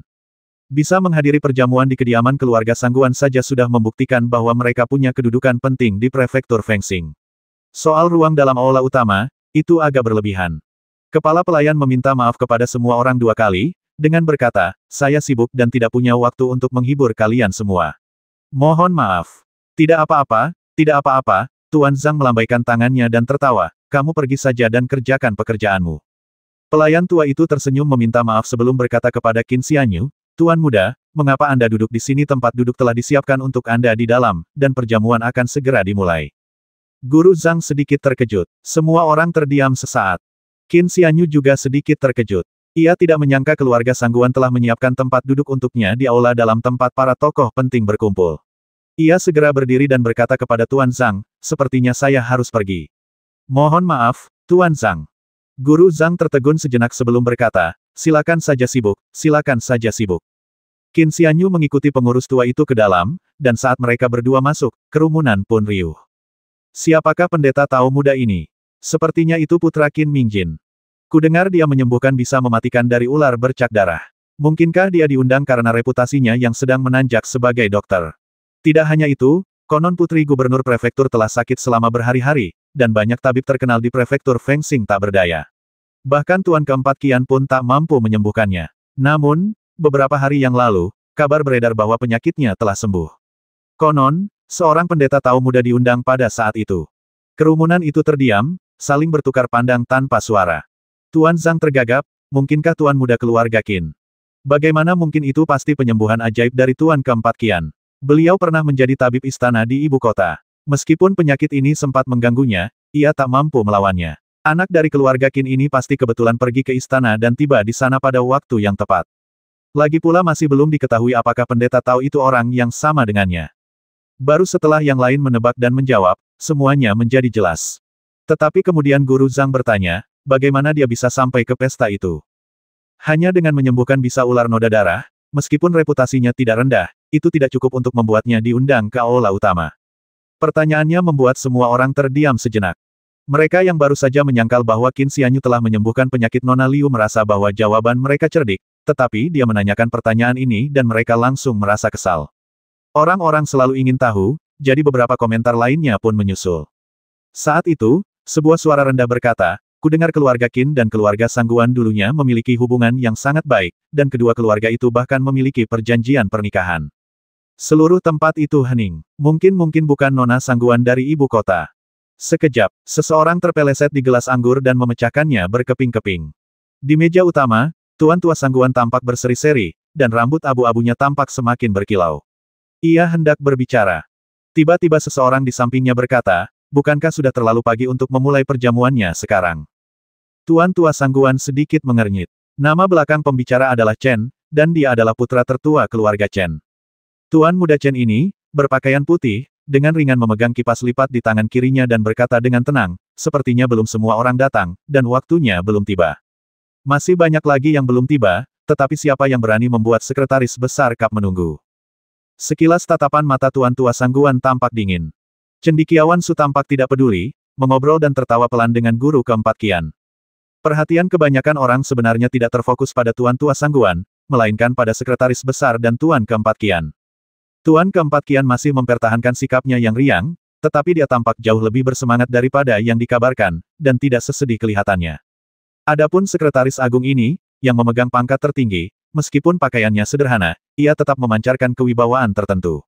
Bukanlah sosok yang mengesankan layaknya seorang pejabat tinggi, melainkan aura keilmuan mendalam yang terakumulasi selama puluhan tahun studi, layaknya seorang guru tua di sekolah swasta. Tetapi tidak seorang pun berani meremehkan sarjana tua yang tampaknya biasa saja ini. Tuan muda Chen meletakkan kipas lipatnya dan berkata kepada cendekiawan Agung Su, secara logika, dengan Tuan Su di sini, kami seharusnya tidak membuat Anda menunggu, tetapi dua orang yang belum datang ini merupakan sosok yang sangat penting. Rasanya kurang pantas untuk memulai perjamuan saat ini. Dilihat dari kata-katanya, sepertinya dia ingin membuat cendekiawan besar Su menunggu. Semua orang sedikit terkejut. Siapa dua orang ini yang belum datang, kenapa mereka membuat Tuan muda Chen bersikap begitu kasar? Kalau sampai terjadi kesalahan, kita akan menyinggung sekretaris besar ini. Cendekiawan Agung Su sedang asyik mengobrol dengan temannya, Tuan keempat Qian, dan tidak terlalu peduli dengan jamuan makan. Ia lebih suka mengobrol dengan teman lamanya yang sudah bertahun-tahun tak ia temui daripada makan. Saat orang bertambah tua, mereka tidak tahu apakah mereka akan pernah bertemu lagi, atau berapa banyak lagi kata yang akan mereka ucapkan. Mendengar Tuan muda Chen berbicara, ia melambaikan tangan dan berkata, mari kita ikuti tata krama yang benar. Karena beberapa orang belum datang, mari kita tunggu. Jika mereka masih belum datang pada waktu yang ditentukan, kita bisa mulai makan. Guru Qian tersenyum penuh teka-teki dan berkata, Tuan Tua Su, tidakkah Anda bertanya siapa dua orang yang membuat Anda menunggu? Cendekiawan Su bertanya, apakah Anda mungkin tahu? Tuan keempat Qian berkata, tentu saja aku tahu, tetapi karena Tuan muda Chen yang mengatakannya, biarlah dia yang mengatakannya. Tuan muda Chen membungkuk kepada Tuan keempat Qian sebelum tersenyum dan berkata, orang pertama yang datang tentu saja gubernur prefektur. Saya yakin keluarga Sangguan sudah menyiapkan undangan. Sekalipun gubernur prefektur tidak datang langsung, saya yakin beliau akan mengirimkan seseorang. Namun, rasanya kurang tepat jika menunggu gubernur prefektur sebelum waktu yang ditentukan. Cendekiawan Agung Su mengangguk dan berkata, memang, Tuan Liu Jun sangat sibuk dan jarang punya waktu luang, jadi kita harus menghormatinya. Dan siapa yang satunya? Tuan Muda Chen berkata, nama keluarga pria ini adalah Qin, dan dia adalah seorang tabib keliling. Tiba-tiba, Guru Qian terkekeh. Seorang tabib keliling dan seorang dokter di toko obat tradisional adalah orang yang sangat berbeda. Dokter keliling tidak memiliki tempat tinggal tetap, latar belakang mereka tidak diketahui, dan moralitas mereka tidak jelas. Meskipun mereka mengaku sebagai dokter dan merawat pasien, tidak jelas seberapa besar keterampilan medis yang mereka miliki. Ada juga kasus-kasus di mana dokter keliling menyebabkan kematian dan kemudian berpindah ke tempat lain. Nama keluarga Qin Cendekiawan Agung Su sedikit terkejut dan berkata, saya dengar ada seorang tabib terkenal di prefektur Fengsing yang juga bermarga Qin. Keahlian medisnya sangat tinggi. Seseorang mengundangnya ke ibu kota untuk menjadi tabib kerajaan, tetapi ia menolak. Mungkinkah Anda sedang membicarakan orang ini? Qin Mingjin pernah diundang ke Beijing. Ini adalah sesuatu yang jarang saya dengar. Banyak orang saling berpandangan dengan bingung. Tuan Tua Sangguan mendesah. Tuan Muda Chen sedikit terkejut, tetapi akhirnya tersenyum dan berkata, yang Tuan maksud adalah Dr. Qin Mingjin. Beliau meninggal dunia karena sakit beberapa tahun yang lalu. Orang yang saya bicarakan adalah putra tunggalnya, Qin Xianyu. Meninggal Cendekiawan Agung Su mendesah pelan, lalu tersenyum dan berkata, lalu bagaimana mungkin putra tabib dewa ini disejajarkan dengan Tuan Liu sebagai sosok yang tak tergantikan? Mendengar kata-kata Cendekiawan Agung Su, jelaslah bahwa taktik Tuan Muda Chen yang menyanjung untuk menghabisi sangatlah kentara. Mengetahui seluk-beluk masalah ini, raut wajah Tuan Tua Sangguan semakin muram. Tuan Muda Chen tertawa dan berkata, kudengar Tuan Muda Qin ini tumbuh bersama seorang pendeta Tao sejak kecil dan mempelajari beberapa hal supernatural. Aku tidak tahu seberapa hebat keahlian medisnya, tapi dia memang seorang pendeta Tao. Mendengar hal ini, cendekiawan besar Su agak tidak senang, karena para cendekiawan membenci omong kosong dan tahayul seperti itu. Tuan Muda Chen diam-diam merasa senang.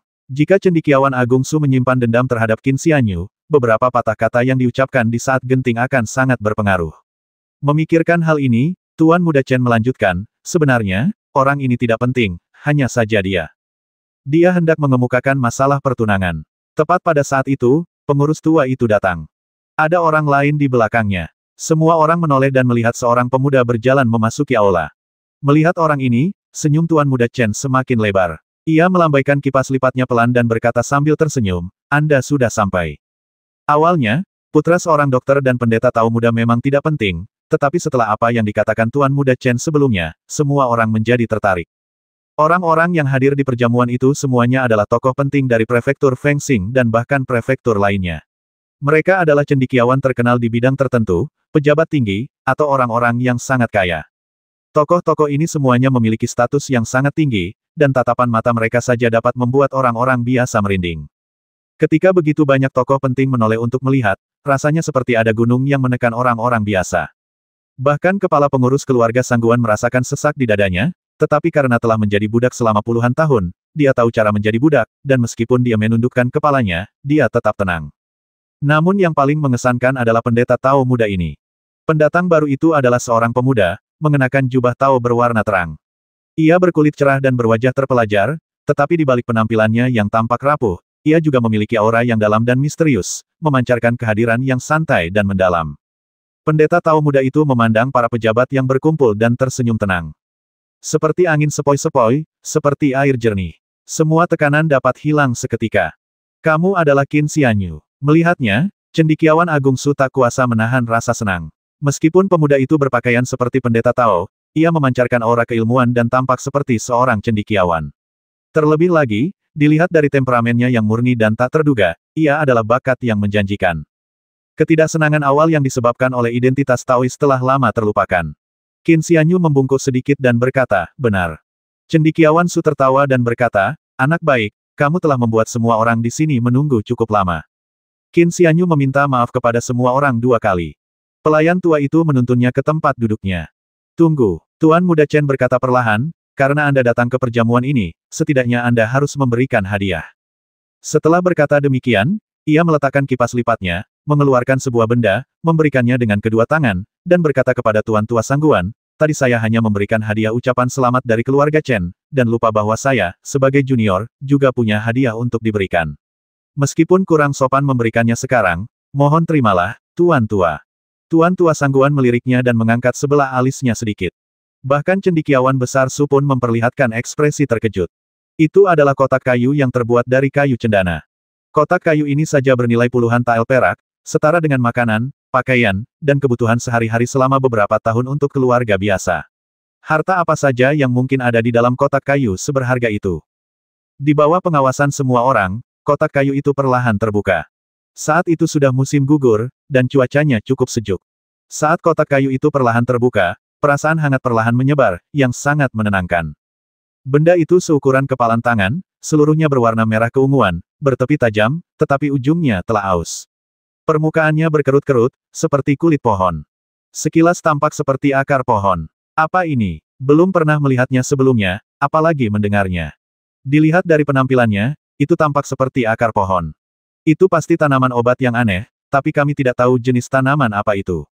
Apapun jenis tanaman obatnya, jika dapat menghangatkan seluruh ruangan, maka itu adalah benda suci. Mungkin itu benar-benar benda suci. Kerumunan ramai dengan diskusi. Meskipun mereka yang hadir adalah tokoh-tokoh terkemuka di prefektur Fengsing, dan telah berkelana ke prefektur lain, bahkan menyeberangi sungai Huai ke ibu kota, menjadikan mereka berpengalaman dan berpengetahuan luas, tak satu pun dari mereka mengenali benda aneh ini. Meskipun Tuan Tua Sangguan tidak menyukai Chen Gongzi yang terus-menerus menekannya, ia tidak bisa menunjukkannya di depan umum. Ia mengulurkan tangan dan mengambil harta karun itu, tetapi juga sangat penasaran dan bertanya, harta karun macam apa ini? Qin Xianyu tahu bahwa meskipun Tuan Tua Sangguan ini sekarang memegang jabatan yang sangat tinggi, sebelumnya ia hanyalah seorang pria tua kaya biasa dengan pengetahuan terbatas. Oleh karena itu, wajar jika Tuan Tua Sangguan tidak mengenali benda ini. Namun, Qin Xianyu merasakan aura yang sedikit hangat dan secara bertahap menjadi sedikit curiga, tetapi ekspresi pendeta Tao muda itu tetap tenang. Apa sebenarnya harta karun ini? Tuan Tua Sangguan bingung, tetapi semua orang yang hadir juga bingung. Tuan Muda Chen tersenyum tipis dan berkata, ramuan obat ini dianugerahkan oleh seorang guru. Meletakkannya di dalam ruangan akan membuatnya tetap hangat di musim dingin dan sejuk di musim panas ini bisa disebut benda suci. Namun, saya tidak tahu asal-usulnya secara spesifik. Karena benda ini menyerupai ramuan obat, mengapa Anda tidak bertanya kepada guru Tao muda ini, Qin? Begitu dia selesai berbicara, banyak sekali mata yang tertuju pada Qin Xianyu sekali lagi. Bagi orang biasa, tatapan mata para tokoh penting ini seberat gunung, tetapi di hadapan Qin Xianyu, mereka tak berarti. Senyum tipis tersungging di wajahnya yang bersih, tampan, dan putih. Sekretaris Agung Su telah menghabiskan bertahun-tahun di ibu kota dan telah melihat banyak sekali harta karun langka dan berharga, termasuk sebagian besar harta benda kas negara. Namun, ia tidak tahu sama sekali tentang asal-usul benda luar biasa ini. Namun, setelah mendengar Tuan Muda Chen mengatakan itu adalah ramuan obat, ia memandang Tuan keempat Qian di sampingnya dan bertanya, karena ini adalah ramuan obat, apakah Anda, mantan kepala tabib istana, mengenalinya? Tuan Qian meliriknya sekilas sebelum mengalihkan pandangannya, kilatan jijik terpancar di matanya. Ia berkata, benda ini jelas bukan ramuan obat. Ini jelas hanya batu pecah. Cendekiawan Su bertanya dengan heran, batu pecah. Master Qian berkata, batu ini dibuat oleh observatorium kekaisaran saat mereka sedang memurnikan ramuan. Batu ini hangat sepanjang tahun, yang menyebabkan suhu di sekitarnya berubah sesuai perubahan tersebut, sehingga terasa hangat. Sedangkan di musim panas, ketika cuaca sedang panas, kehangatan batu ini terasa sejuk dibandingkan dengan terik matahari. Bagi pangeran keempat, benda ini tampak sepele, tetapi bagi cendekiawan Agung Su, benda ini luar biasa. Ia diam-diam merasa khawatir dan buru-buru berbisik, seharusnya, benda aneh yang bisa mengubah suhu seperti ini digunakan di istana. Aku sering keluar masuk istana, kok aku tidak tahu? Memangnya kenapa kalau ada di istana dalam kapan benda-benda dari observatorium kekaisaran pernah dilepaskan keluar? Tuan keempat Qian tertawa. Waktu itu, seseorang dari observatorium kekaisaran membawanya kepadaku dan bertanya apakah aku bisa menggunakannya untuk pengobatan.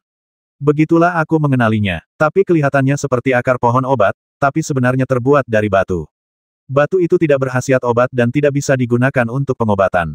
Setelah jeda, Tuan keempat Qian melanjutkan, aku tidak tahu bagaimana benda ini bisa sampai di tangan junior keluarga Chen ini, tapi dia mungkin mengenalinya. Dia sengaja mengalihkan pembicaraan ke topik tanaman obat, mungkin untuk mempermalukan pendeta Tao cilik Qin Xianyu ini.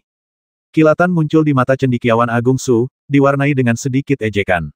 Ia berpikir, ini bukan ramuan obat, tapi malah disalahartikan sebagai ramuan obat, membuat pendeta Tao kecil ini menebak-nebak setelah melihat begitu banyak intrik dan rencana jahat di Istana Kekaisaran, cukup menarik melihat tipu daya kecil ini. Tatapan semua orang tertuju pada Qin Xianyu untuk beberapa waktu. Qin Xianyu sedikit mengernyit. Tuan Tua Sangguan tentu tahu bahwa tindakan Tuan Muda Chen dimaksudkan untuk mempermalukan Qin Xianyu dan membuat semua orang memandang rendah dirinya. Ini akan membuat lamaran pernikahan nanti terasa canggung bagi Qin Xianyu dan keluarga Sangguan. Tuan tua itu berhenti sejenak dan berkata, Tuan Muda Qin, benda ini cukup berat. Tidak terlihat seperti akar pohon atau tanaman obat. Bagaimana kalau Anda melihatnya? Gagasan Tuan Tua Sangguan cukup sederhana bagaimanapun juga, lebih baik memegang benda itu di tangannya dan memeriksanya dengan saksama daripada menebak dari jauh.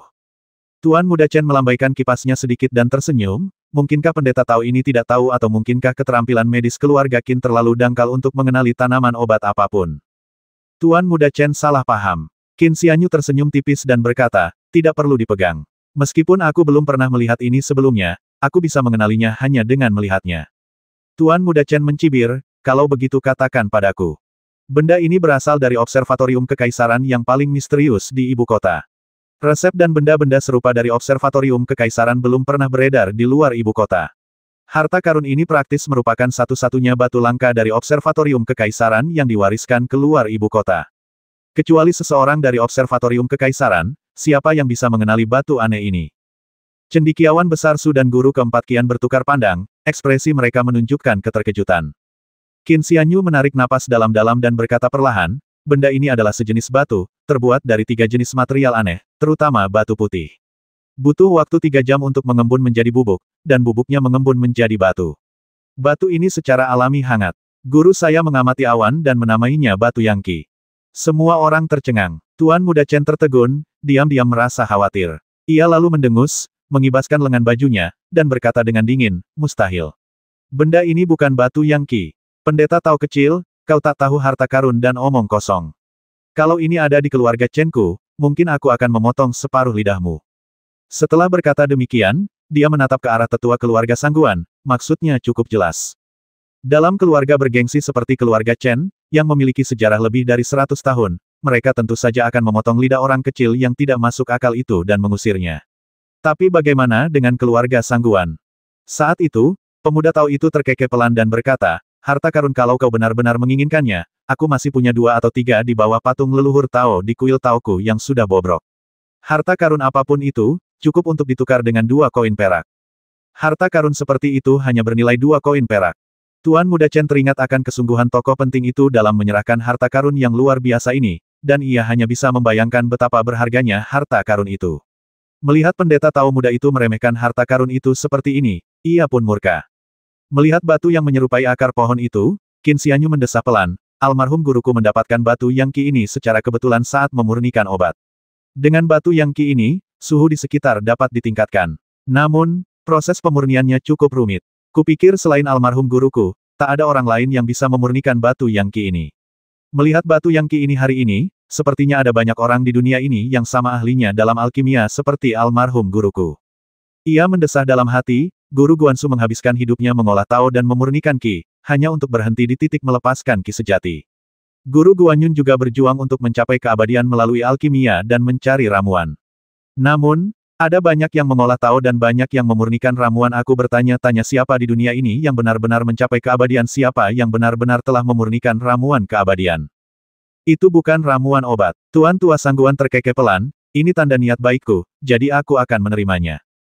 Tuan Muda Chen benar-benar mempermalukan dirinya sendiri, dan wajahnya berubah sangat jelek.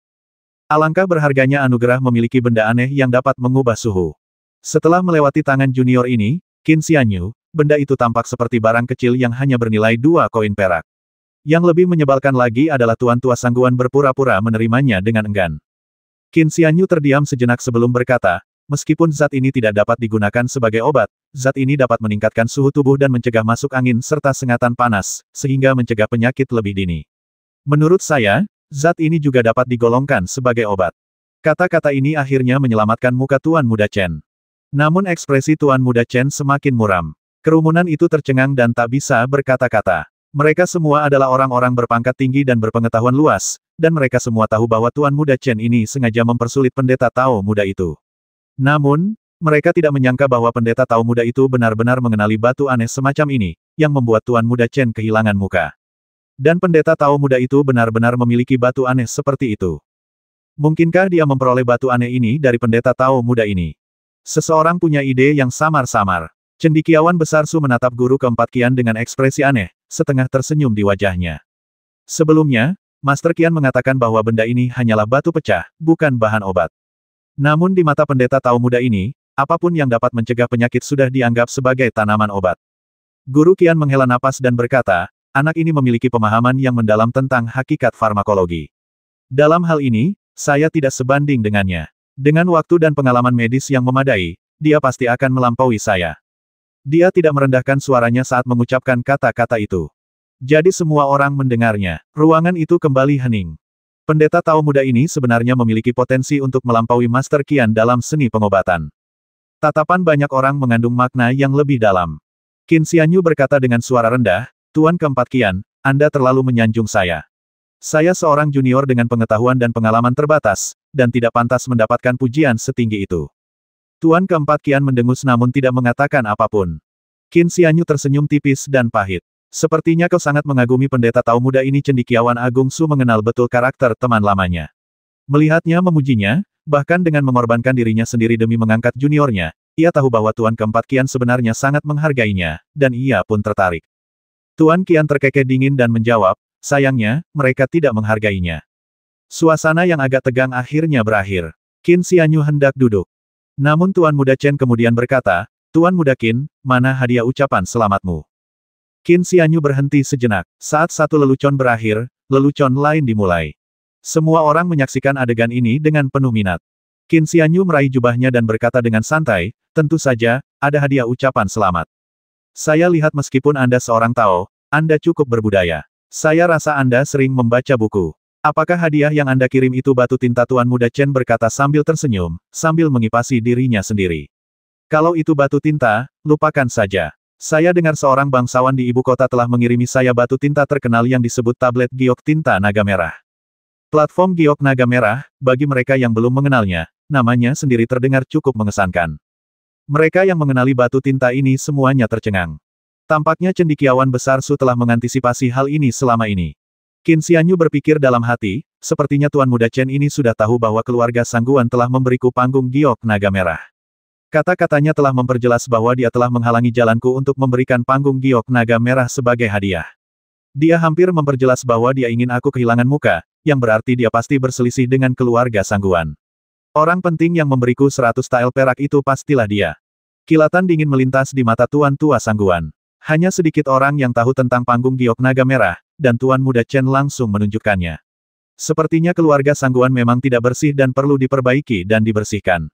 Tuan Muda Chen menunjukkan hal ini, menutup kemungkinan untuk memberikan panggung giok naga merah sebagai hadiah. Bagaimana mungkin Qin Xianyu, seorang anak laki-laki miskin yang mencari nafkah dengan mengumpulkan herba, memiliki hadiah yang berarti jika anak laki-laki ini bodoh dan benar-benar mengambil panggung giok naga merah, maka semua orang akan tahu bahwa hadiah itu sebenarnya berasal dari keluarga Sangguan, dan apa yang disebut pemberian hadiah hanyalah cara memutar untuk melewatinya. Kalau taktik ini sampai keluar, kita hanya akan jadi bahan tertawaan. Melihat Pak Tua Sangguan tampak muram dan Qin Xianyu terdiam cukup lama, Tuan Muda Chen merasa senang dan berkata sambil tersenyum, Tuan Qin, silakan berikan hadiah ulang tahun apapun yang Anda punya. Qin Xianyu terdiam sejenak, lalu berkata, tentu saja ada hadiah ucapan selamat. Dia mengeluarkan sesuatu. Daun emas. Ia berkilauan dengan cahaya keemasan, sangat terang. Oh daun emas. Tuan Muda Chen tersenyum tipis dan berkata, bagi orang biasa, sehelai daun emas adalah hadiah yang sangat berharga, tetapi keluarga macam apa keluarga Sangguan itu? Daun emasmu terbuat dari emas murni. Tetapi apalah artinya jika dibandingkan dengan beberapa tael perak? Kau duduk di ruang perjamuan dalam ini, tetapi kau hanya menerima beberapa tael emas sebagai hadiah ucapan selamat. Bukankah ini penghinaan bagi semua pejabat terhormat yang hadir? Mereka yang hadir semuanya adalah tokoh-tokoh yang berkedudukan tinggi dan berkuasa, jadi bakat mereka tentu saja luar biasa. Jangankan selembar daun emas batangan pun tak ada apa-apanya. Daun emas ini, bahkan emas murni, seberapa besarkah nilainya? Awalnya, ketika Tuan Sangguan melihat daun emas Qin Xianyu, beliau cukup senang. Meskipun daun emas itu tidak berat, tetap saja merupakan hadiah yang pantas. Namun, perkataan Chen Gongzi menyinggung banyak orang. Qin Xianyu berkata dengan santai, Ini bukan emas. Tuan Muda Chen mengejek, kalau bukan emas, apakah itu hanya daun yang diwarnai? Qin Xianyu tidak menjawabnya, tetapi memegang daun itu dengan kedua tangan dan perlahan-lahan memberikannya. Ini rumput musim dingin. Sebuah suara tua berkata perlahan, sebagaimana tercatat dalam teks kuno, ini adalah ramuan berusia 100 tahun. Semua orang menoleh dan melihat bahwa yang berbicara tidak lain adalah Tuan keempat Qian. Mata Qian Xie cerah dan jernih, tak lagi sayu seperti sebelumnya. Ia menatap tajam daun emas itu dan berkata dengan suara rendah, rumput tahun dingin hanya bisa tumbuh selama 8 tahun, dan hanya sedikit yang bisa hidup lebih dari 10 tahun. Daun rumput musim dingin biasa dapat menyegarkan pikiran dan membuat mata jernih. Namun, ada satu herba yang luar biasa, yaitu rumput tahun dingin berusia 10 tahun, yaitu rumput tahun dingin yang telah tumbuh selama 10 tahun. Daunnya tidak gugur selama 10 tahun, dan setelah 10 tahun, ia mengalami transformasi dalam semalam, dan khasiat obatnya dapat meningkat 100 kali lipat. Tuan Qian menatap Tuan Muda Chen dan perlahan berkata, ada sejenis herba yang disebut rumput dingin 100 tahun, yang tumbuh selama 100 tahun dan daunnya tak pernah gugur. Sesap saja akan membuat seseorang merasa segar dan bersemangat, serta membuat seseorang tetap terjaga selama beberapa hari. Jika diminum dengan air, pasti akan menyegarkan pikiran dan jiwa, sehingga tubuh menjadi lebih sehat dan memperpanjang umur. Kesunyian. Tiba-tiba, terdengar keributan. Benda ajaib untuk memperpanjang hidup. Bukankah itu ramuan ajaib? Rumput tahun dingin biasanya hanya hidup 8 atau 9 tahun, dan 10 tahun itu jarang, tapi rumput ini bisa hidup 100 tahun dan daunnya tidak pernah rontok selama 100 tahun. Beberapa orang benar-benar terkejut. Namun beberapa mata terbakar dengan gairah yang kuat, berkobar bagai api. Jadi daun-daun ini benar-benar rumput yang berusia seabad. Meskipun Qin Xianyu terkejut, hasilnya masih sesuai harapannya. Pil giok itu luar biasa dan memiliki efek ajaib dalam mendorong pertumbuhan tanaman, yang memang sudah diduga. Di tengah tatapan membara banyak orang, Qin Xianyu mempersembahkan rumput tahun dingin dengan kedua tangannya. Ini hanyalah hadiah kecil, seringan bulu, jauh lebih berharga daripada emas. Mohon jangan tersinggung, Tuan Sangguan. Benci. Produk ini dapat menjernihkan pikiran dan melancarkan sirkulasi darah, sehingga memperpanjang umur. Siapa yang akan menolaknya? Obat ajaib seperti itu sebenarnya disebut anugerah yang minim. Apakah kurang berharga dari emas? Tuan Muda Chen merasakan wajahnya terbakar karena malu, tetapi untungnya, perhatian semua orang tertuju pada daun rumput dingin 100 tahun, dan tidak ada yang menatapnya dengan aneh. Tuan Tua Sangguan hampir gemetar karena terkejut. Matanya dipenuhi rasa tidak percaya saat ia mengambil rumput tahun dingin dengan kedua tangannya, yang sedikit gemetar seolah-olah tak sanggup menahan bebannya. Daun emas ini, meskipun ringan seperti bulu, beratnya seperti gunung Tai. Bagi orang lanjut usia yang sudah memasuki usia senja, apa yang lebih berharga daripada sesuatu yang dapat memperpanjang hidup? Keluarga Sangguan telah mengalami keberuntungan luar biasa dalam 2 tahun terakhir, dan kini berada di puncak kekuasaannya, dengan momentum yang tak terbendung. Namun, ia tetaplah seorang pria tua dengan kesehatan yang buruk. Jika ia meninggal di masa kemajuan pesat keluarga ini, tanpa menyaksikan kejayaan keluarga Sangguan di masa depan, bagaimana ia bisa merasa puas, bagaimana ia bisa meninggal dengan tenang. Kalau saja tidak karena takut dianggap tidak sopan, lelaki tua itu pasti sudah menangis terseduh-seduh. Qin Xianyu tetap tenang, berpikir dalam hati, aku bisa menciptakan rumput dingin 100 tahun dengan memasak bubur, air roh eliksir giok, dan sisa makanan. Ini menunjukkan betapa berharganya eliksir giok. Aku punya eliksir giok, ki sejati, dan sekarang teknik pedang dao. Aku telah menjelajahi beberapa jalan menuju jalan abadi. Jalan di depan adalah jalan yang mulus dan mudah. Tuan Qian menatap rumput dingin berusia 100 tahun itu cukup lama sebelum mengalihkan pandangannya ke Qin Xianyu. Pendeta Tao muda yang tampan dan berpenampilan rapi ini, di samping penampilannya yang agak rapuh dan halus, tampaknya memiliki aura misterius. Mendengar ramuan ini dapat memperpanjang usia, Cendekiawan Agung Su sangat terkejut dan tak kuasa menahan diri untuk bertanya, di ibu kota, saya sering mendengar tentang obat-obatan langka seperti ginseng berusia 1000 tahun, teratai salju dari Tianshan, dan Hesou berbentuk manusia, yang semuanya dapat mengisi kembali ki dan darah, sehingga memperpanjang usia. Mengapa saya belum pernah mendengar tentang ramuan dingin berusia 100 tahun ini? Bahkan cendekiawan besar Su pun belum pernah mendengarnya, jadi tidak perlu dikatakan lagi tentang yang lainnya. Kebanyakan orang memasang telinga dan mendengarkan dengan saksama. Tuan keempat Qian melirik Qin Xianyu sebentar. Qin Xianyu duduk tegak dan berkata, junior ini hanya pernah melihat catatannya di buku-buku kuno, dan hanya disebutkan sekali. Sisanya tidak diketahui. Tuan Qian adalah seorang dokter senior dan terkenal dengan pengetahuan yang luas. Mohon beri saya pencerahan. Sebagian besar tanaman obat di dunia mengisi kembali ki dan darah serta memperkuat tubuh, seperti teratai salju Tian Shan dan ginseng berusia ribuan tahun. Master keempat Qian memandang cendekiawan Agung Su dan berkata, Master tua Su pernah dianugerahi teratai salju Tian Shan, yang memulihkan ki dan darahnya. Beberapa tahun telah berlalu, dan beliau masih sehat walafiat. Berkat ki dan darahnya yang melimpah, tidur, nafsu makan, dan hal-hal lainnya menjadi harmonis, membuatnya penuh energi. Rumput dingin 100 tahun ini sangat langka. Pertama-tama, rumput ini memulihkan pikiran dan jiwa, dan ketika esensi, ki, dan jiwa telah sempurna, secara alami akan mendorong perubahan ki dan darah tubuh, menjadikannya semakin baik. Cendekiawan Su merenung sejenak dan berkata, kalau begitu, mungkin agak misterius. Jika Anda berpikir ini terdengar terlalu mistis dan melibatkan hantu dan dewa, biar saya jelaskan secara sederhana. Beberapa orang mengalami depresi, dan seiring waktu, darah dan ki mereka mandek, yang menyebabkan kematian. Yang lain ceria, sehat, dan bahkan dapat menyembuhkan penyakit membandel yang sulit disembuhkan dengan obat tanpa pengobatan. Guru Qian berkata, pikiran dan emosi, baik yang tenang maupun kacau, memengaruhi kondisi fisik. Hal ini telah lama tercatat dalam buku-buku kedokteran. Qin Xianyu mengangguk diam-diam. Sebagai seseorang yang mengolah ki kekacauan primordial, ia memiliki pemahaman terdalam tentang hal semacam ini. Justru karena pikiran dapat menyebabkan perubahan dalam tubuh, seseorang dapat merasakan ki, dan seiring waktu, ini akan membentuk ki sejati. Ketika semua orang mendengar apa yang dikatakan guru keempat Qian, mereka tiba-tiba menyadari apa yang sedang terjadi. Cendekiawan Su mengerutkan kening dan berkata, lalu apa bedanya? Keduanya adalah herbal obat yang menyehatkan tubuh. Meskipun efek awalnya berbeda, keduanya dapat membuat orang merasa segar dan sehat pada akhirnya. Perbedaannya tidak terlalu signifikan, kata Master Qian. Namun, rumput dingin 100 tahun ini bahkan lebih langka daripada ginseng 10.000 tahun. Ginseng yang berusia 100 tahun sudah sangat baik, yang berusia lebih dari 1000 tahun bahkan lebih berharga lagi, dan yang berusia 10.000 tahun adalah harta karun. Jika ramuan musim dingin berusia 100 tahun ini dikatakan memiliki efek obat yang sama dengan ginseng berusia 1000 tahun, maka itu sudah merupakan hadiah yang menakjubkan dan berharga. Tetapi Guru Qian mengatakan bahwa daun ini bahkan lebih langka daripada ginseng yang telah dibudidayakan selama ribuan tahun. Segala sesuatu dinilai berdasarkan kelangkaannya, jadi dalam hal ini, daun ini dapat dibandingkan dengan harta karun yang tak ternilai. Sehelai daun emas, meskipun tidak terbuat dari emas murni, jauh lebih berharga daripada sepotong emas padat.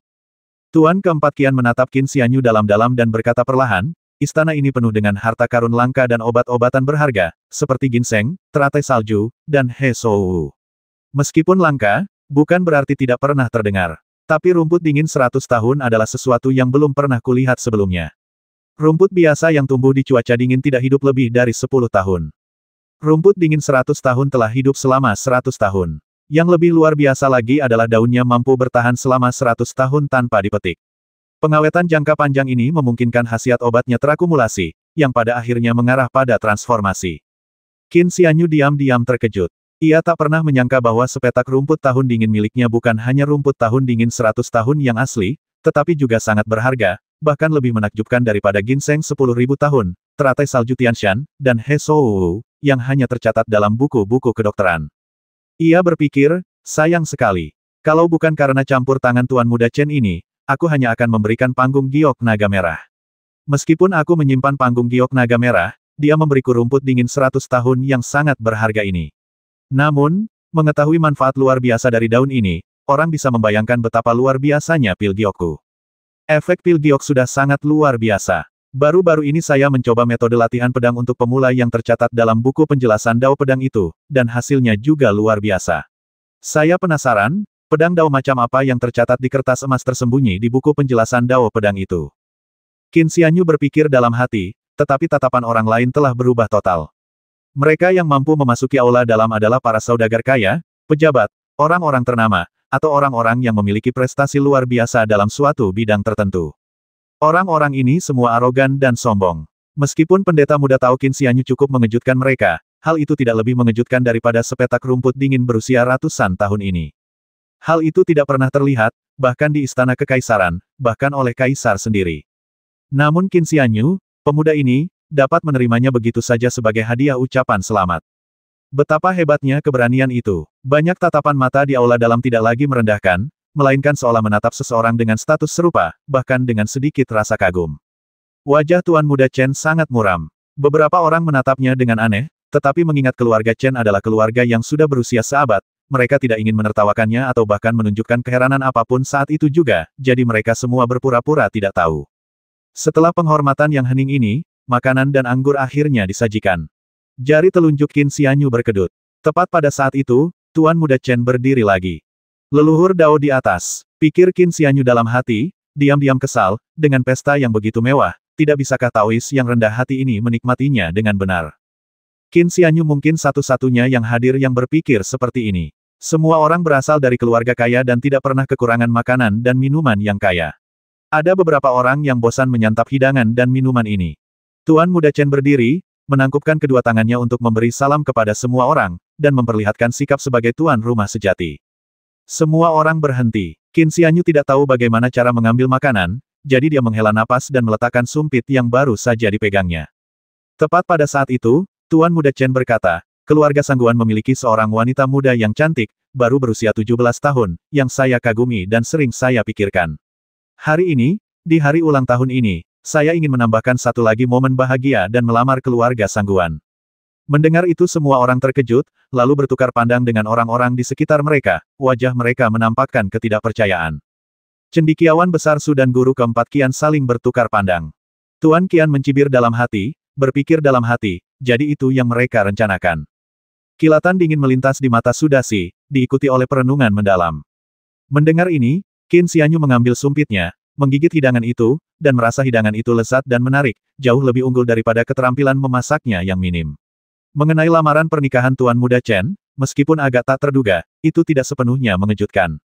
Patriark tua keluarga Sangguan hanya memiliki satu cucu perempuan, yang berusia 17 tahun ini. Antara gadis itu dan Qin Xianyu, ada pula kontrak pernikahan yang tidak terlalu berbobot.